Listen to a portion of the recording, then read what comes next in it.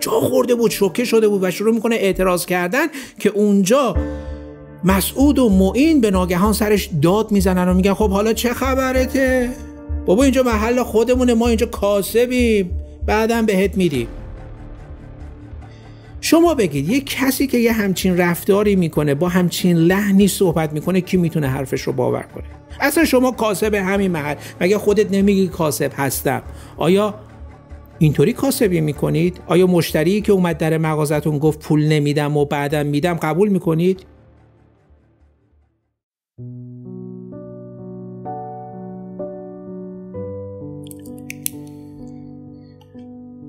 درود و عرض ادب خدمت شما عزیزان. علی قهرمانی هستم، میزبان شما امروز هم توی کانال سکوت، و مرسی که یک بار دیگه اینجا هستید تا با هم دیگه بریم به سراغ یکی دیگه از پرونده های جنایی کشور خودمون. پرونده ای که وقتی داشتم میخوندم و بررسیش میکردم دیدم چطور واقعا بعضی موقع ها یک حرکت میتونه تبدیل به یک جرقه‌ای بشه که انگار انداختنش روی انباری از بارود. ببینید، روانشناس ها میگن آدم ها توی یک شرایط خاص میتونن رفتارهای خاصی هم از خودشون نشون بدن.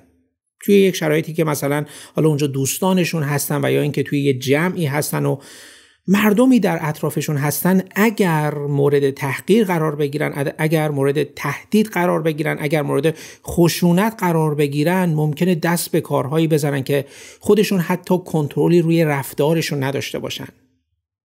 و این چیزیه که در رابطه با این پرونده صدق میکنه و این سوالها ایجاد میشه که توی اون لحظه اگر اون فرد اون رو نمیگفت و عقب میکشید ممکن بود چه اتفاقی بیفته؟ اگر فلانی روی رفتارش یک مقدار کنترل داشت آیا ممکن بود این اتفاق بیفته؟ و دهها اگر و شایدهای دیگه. و ازتون میخوام عزیزان با من همراه باشید تا جزئیات دقیق‌ترش رو در طول ویدیو براتون تعریف کنم.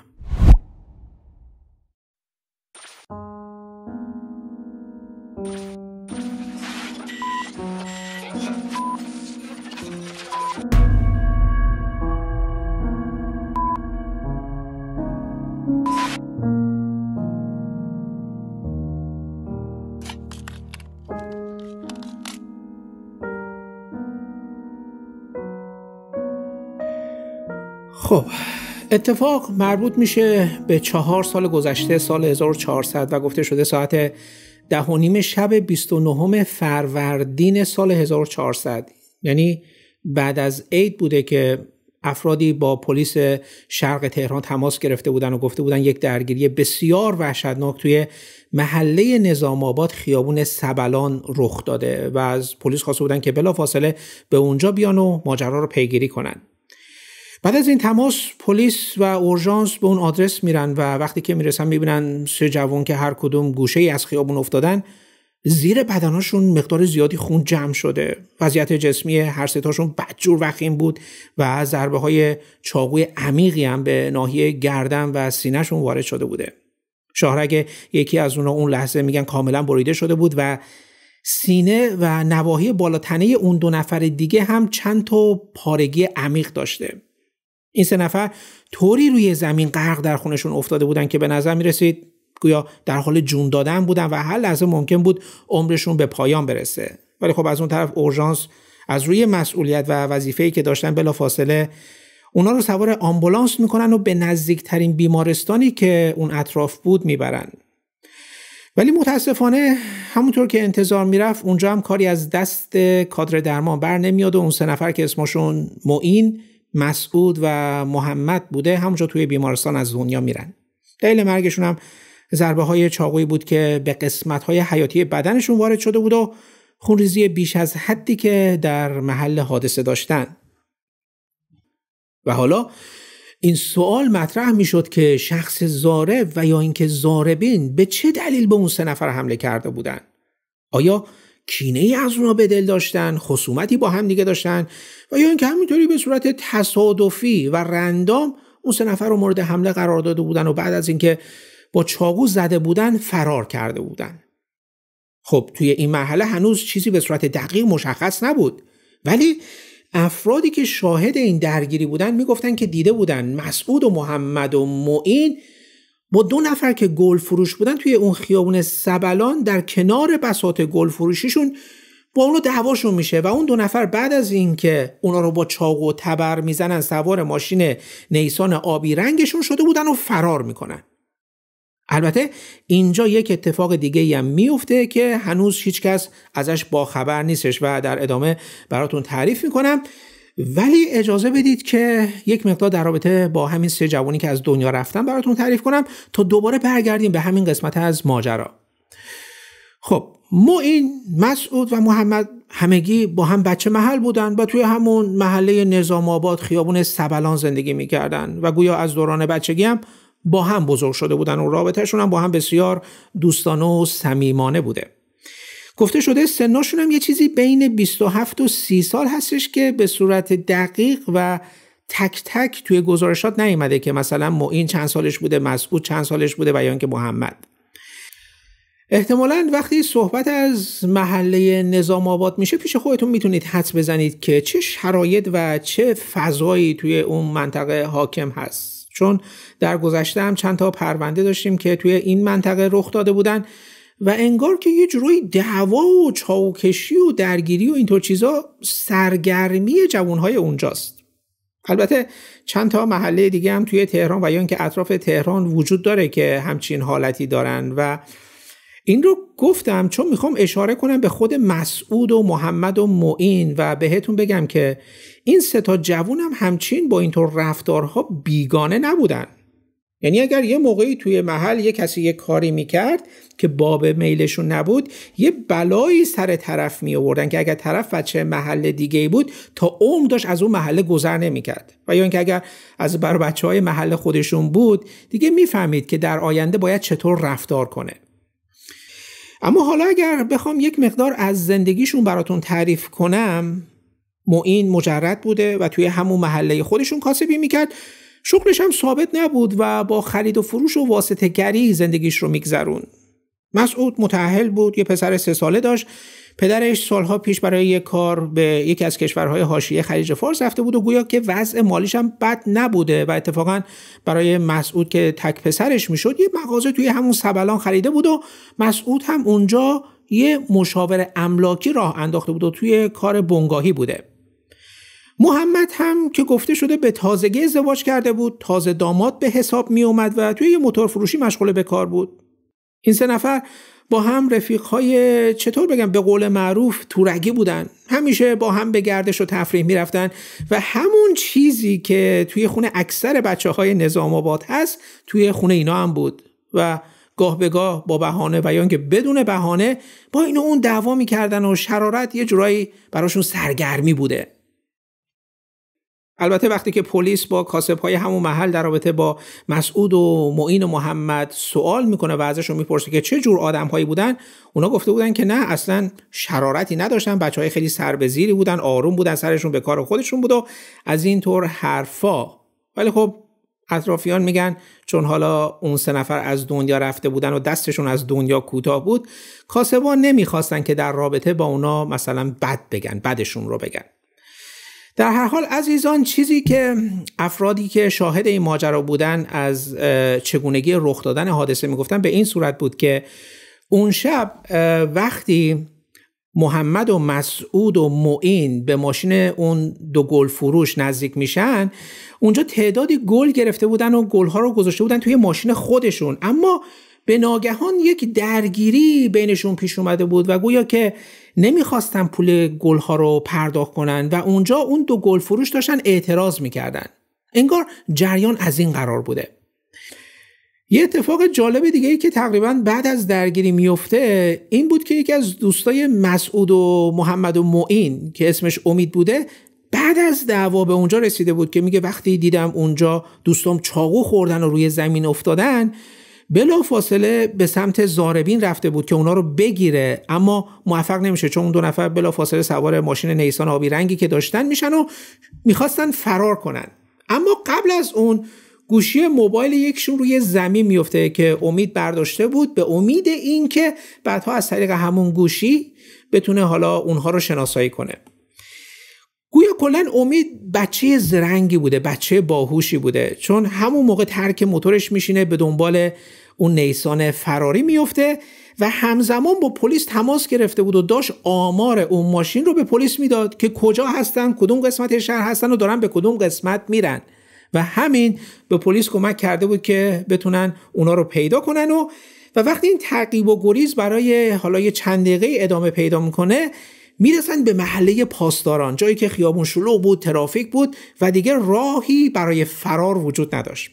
اونجا وقتی این نیسان آبی رنگ می ایسته و میبینن که نمیتونن فرار کنن، به ناگهان از سمت شاگرد یه نفر پیاده میشه، یه جوونی بوده که تقریبا 30 ساله گویا پیاده میشه و فرار میکنه و طوری هم فرار کرده بود که نه امید نه پلیس هیچ کس نتونسته بود اون رو بگیره و همین فرارش هم باعث میشه تا 3 سال این پرونده به هیچ نتیجه‌ای نرسه که اونم در ادامه براتون تعریف میکنم جریان چی بوده.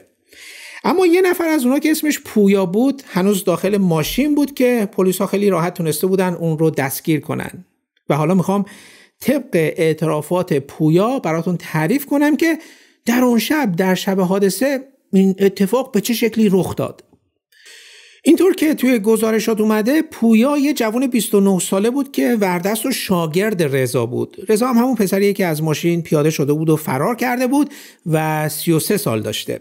اونا اصالتا اهل بجنورد بودن، ولی رضا چند سالی میشد که به تهران اومده بود و چم و خم کارهای مختلفی رو امتحان کرده بود تا اینکه بعد از مدتی وقتی به سراغ گل فروشی میاد متوجه میشه که سود خوبی داره و از اون به بعد شروع میکنه همین کار رو انجام دادن. البته کارش به این صورت نبود که بخواد با ماشین انجام بده. اون گلدون‌های آپارتمانی میفروخت و معمولا مشتریاش هم زن بودن، ولی اون شب، یعنی در شب حادثه، چند روز قبل از اون به ناگهان تصمیم میگیره کارش رو گسترش بده و نیاز به ماشین داشت. میخواست بره از بازار گل بگیره، گلدون بگیره و بعد با ماشین مثلا به این محل به اون محل بره، کنار خیابون بساط کنه و از اینطور حرفا. میبخشید اگر من یک مقدار صدام گرفت و اینا، نمیدونم یهو اینطوری شد. اون شب هم دقیقاً همین اتفاق افتاده بود.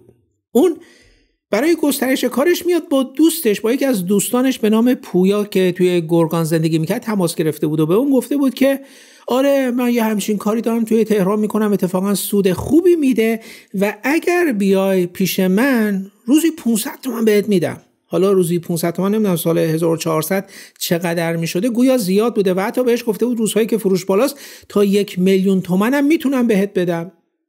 از اون طرف پویا که توی شهر خودشون هم وضعیت مناسبی نداشت و گویا یک مقدارم معتاد بوده، قبول میکنه و به تهران میاد.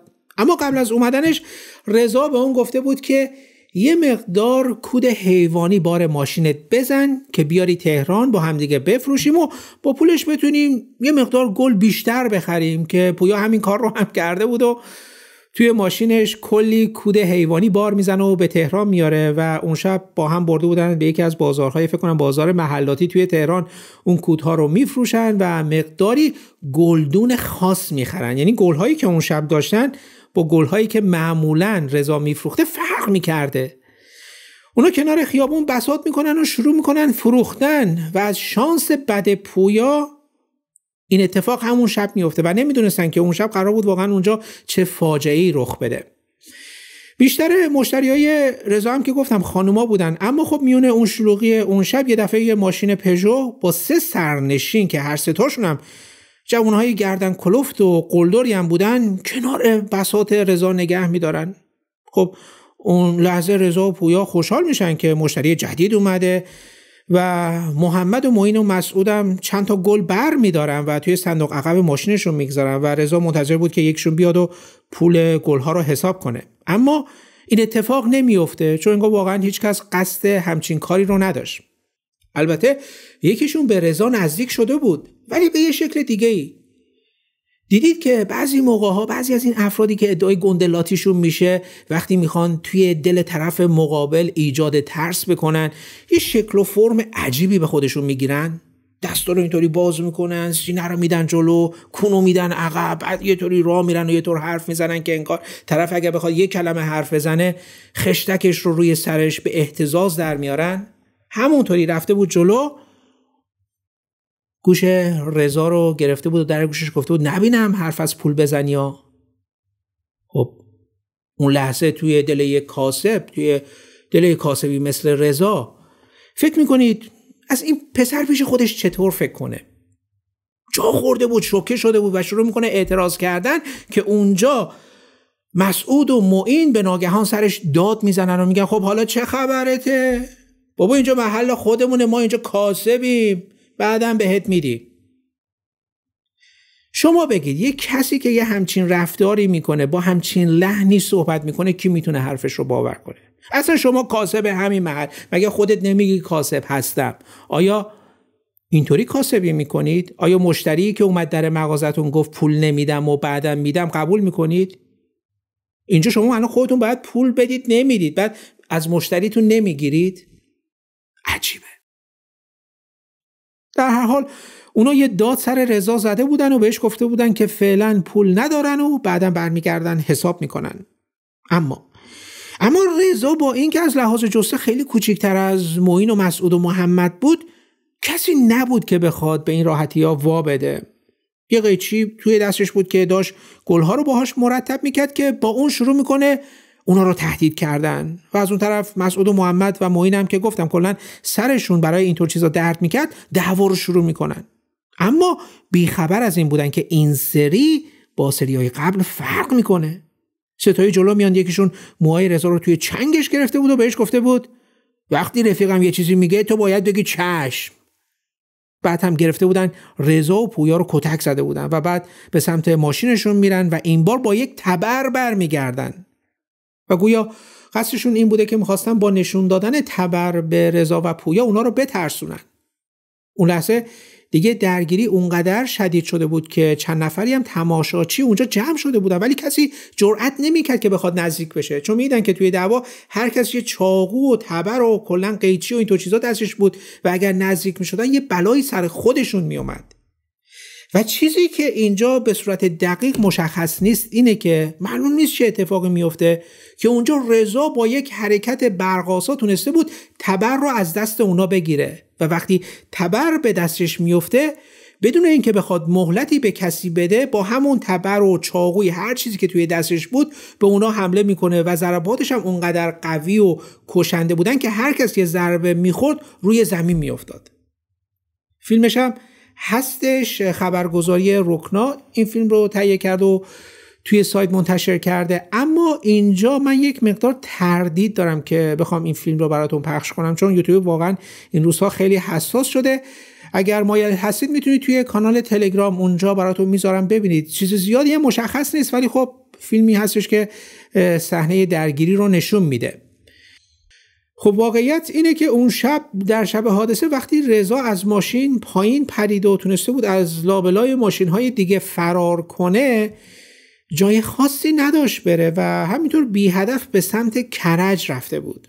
البته یه اتاق، یه خونه کوچیک توی همون محله نظام آباد داشت ولی ترسیده بود به اونجا بره، چون میدونست اگر به اونجا میرفت خیلی زود پیداش میکردن و وقتی هم که میگرفتنش حکمش قصاص بود.